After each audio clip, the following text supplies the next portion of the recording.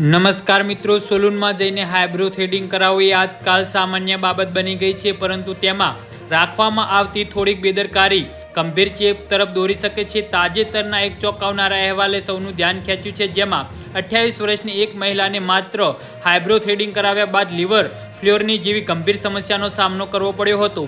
જી હા મિત્રો, અત્યારે હાલના સૌથી મોટા અને મહત્વના સમાચાર સામે આવી રહ્યા છે.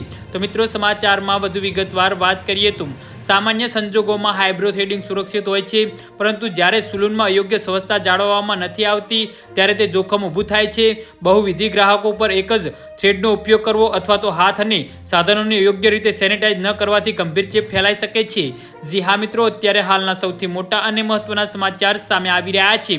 થ્રેડિંગ કરતી વખતે ત્વચા પર થતો સૂક્ષ્મ કાપ, ખજવાળ અને હેપેટાઇટિસ બી અથવા તો હેપેટાઇટિસ સી જેવા રક્તજન્ય વાયરસ માટે પ્રવેશબિંદુ બની જાય છે. આ વાયરસના લક્ષણો તરત દેખાતા નથી અને મહિનાઓ પછી કે વર્ષો સુધી છુપા રહીને ચૂપચાપ લીવરને નુકસાન પહોંચાડે છે. સમય જતાં આ ચેપ લીવરને બળતરા, સિરોસિસ અને અંતે ગંભીર કિસ્સાઓમાં લીવર ફેલ્યોરનું કારણ બની શકે છે.